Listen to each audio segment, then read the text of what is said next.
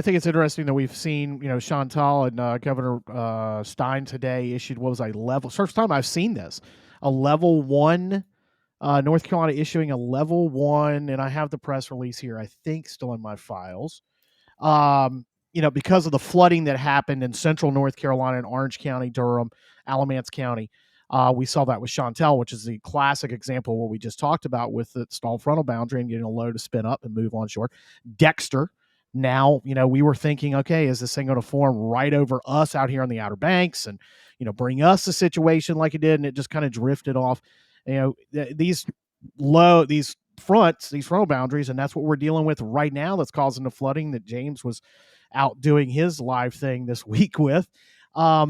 It's interesting. We've seen quite a few of these this year. We have. We've seen quite a few of these compared to years past. Yeah, so we're looking at some pictures right now from Chantal. As you mentioned, this kind of, I think, kicked off this most recent series of flooding that we've seen a lot in North Carolina. Frank and Jared, I'm not trying to cut you guys out of it, but it feels like in the flash flooding side of things right now, at least with these systems that are rolling through, North Carolina has just been taking kind of a real hit. And so let's talk about what has happened just this week alone. Here in Charlotte, we got something like 4 or 5 inches of rain in just a couple of hours yesterday morning, Tuesday morning. So this is one of our greenways, and we have lots of creeks and streams here in Mecklenburg County where the city of Charlotte is located. And so all of the creeks and the streams are built up in such a way that they're trying to avoid urban flooding. So when rain falls and it hits our sidewalks and our streets, they're going to flow down through those drains into creeks. And those creeks are typically like 1 to 2 feet deep. Well, this one here, if you know where the Park Road Shopping Center is, it's swelled to something like 12 feet. And it prompted the National Weather Service to issue a considerable level flash flood warning for the whole county. And what was interesting about it is we normally see these scenes repeated throughout the whole region, but this little strip of just repeated training heavy rain was pretty isolated to just a couple of the creek systems, Little Sugar Creek being one of them. So it was really just southwest Mecklenburg County and portions of York County, South Carolina, that got inundated with this. And what I thought was amazing is they actually put out video showing a time lapse of how quickly the flash flooding occurred inside one of these creek beds, because in conjunction with the USGS, we have this system called Mecklenburg Fins. And so I'm just going to go ahead here. Let me see if I make this any bigger. And I'm just going to play Little Sugar Creek, that same water I was just showing you, at Kings Drive. And this is what it normally looks like. But watch the water as we are now in nightfall, and as we approach sunrise in the next few seconds here of this time lapse, watch how fast this water rises. It swells beyond its banks, going from a mild little creek to what really probably could be considered a river. And what Sam was alluding to was I was trying to get to work, and I passed one of these creeks and never actually made it to the TV station because I just sent a message first to NWS chat and then to the TV station that said, somebody just get me on Zoom, because I was watching as the water began to rise along the Little Sugar Creek. And let me just show you, because over my shoulder, if you're watching with us on Facebook and YouTube, an ad is playing. Guys, why is the TV station trying to monetize video? What is this? Oh, you're not springing for premium? Oh man, I am not. Okay, so here I am.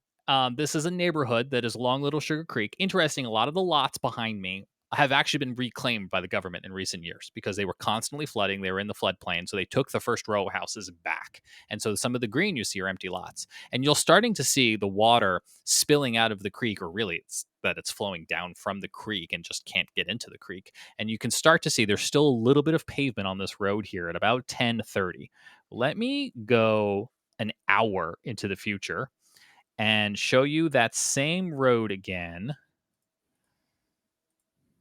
About an hour later, this is the same spot behind me, and the road is gone. I'll wipe my lens here in a second. And not only are those empty lots now inundated with water, but they were starting to push up on where the rows of houses began. Mm. So it was like one guy's driveway. It was just a couple feet away from another guy's retaining wall. I mean, there's a shot in here, Jared, where it might be in a different clip. I went over to where the guy has a retaining wall, and like it almost looked like it was like waterfront housing in Charleston. It was like house, wall, water. And I was like, this water is not supposed to be anywhere near this wall. Not the kind of water that'll boost the No. property value. Not at all. And so this is the scene that got repeated across Charlotte on Tuesday. And we know, if you're watching with us right now from other areas, you can see all of the little local storm reports that were in the greater Charlotte area on Tuesday kind of repeated themselves back over the Raleigh area. We know Holly Springs had some water rescues that were occurring today on this Wednesday.